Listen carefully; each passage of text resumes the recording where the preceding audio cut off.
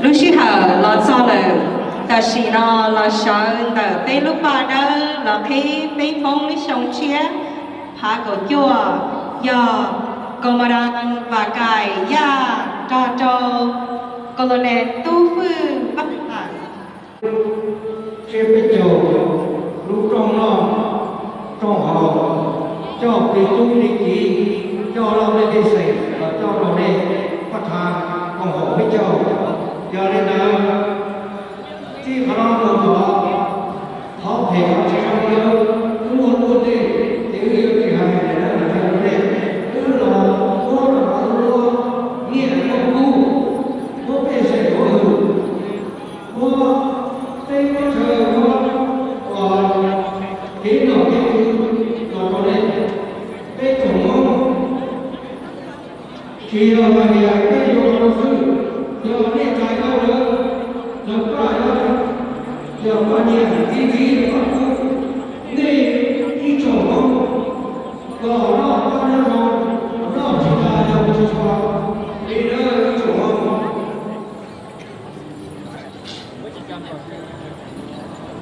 Today is a good day. Together here this morning to celebrate 2019 Minnesota New Year in our great state of Minnesota. Represented here our home, American public and community leaders, along with people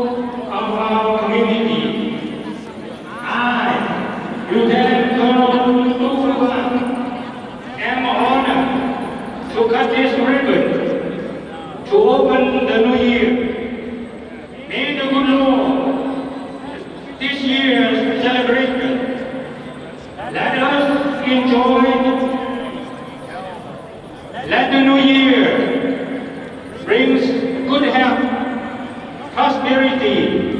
and happiness for everyone. Let it strengthen our mutual understanding and relationship from all backgrounds.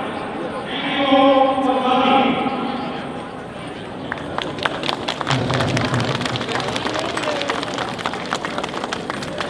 Thank God for At this time, we will ask that everybody go through the gate, take a blessing of juice for the new year, and also the eggs, and then we will toss balls.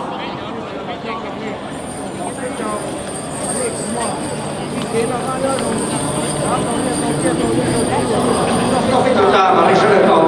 chào đó.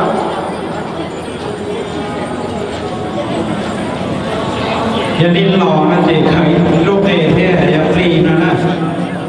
แท้อีละฮอคือ Bây giờ phí Có phải thể. xem nó sẽ được lòng xuống vùng ly อย่าดิ้นรอนะเด็กไปอย่าบอกป้อนเนี่ย cho mình chỉ muốn hiểu muốn gì là cũng là làm bé cái foundation cái hiện tại để phát triển mình bắt đầu vùng ly sẽ là khởi này kia là khởi đi vào giải lý dòng chia nè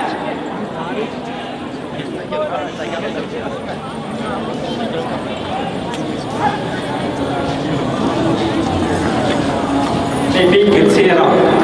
แต่ไปอย่าบอกป้อน Thật sự cô hãy đặt ra của dòng cô một xịt của cô này nó thì của dòng hàng này của dòng cô lấy để sẽ cho đặt gì cô hai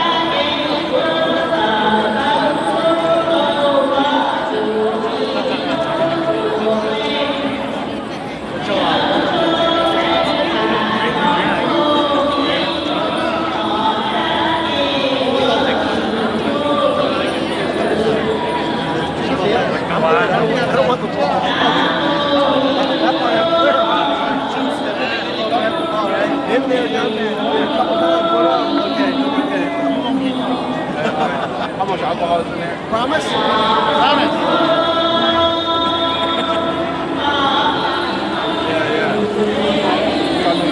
Hãy subscribe cho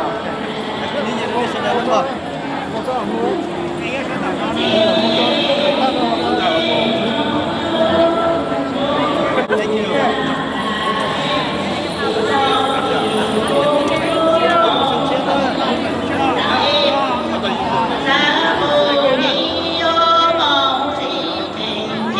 Gõ để không bỏ lỡ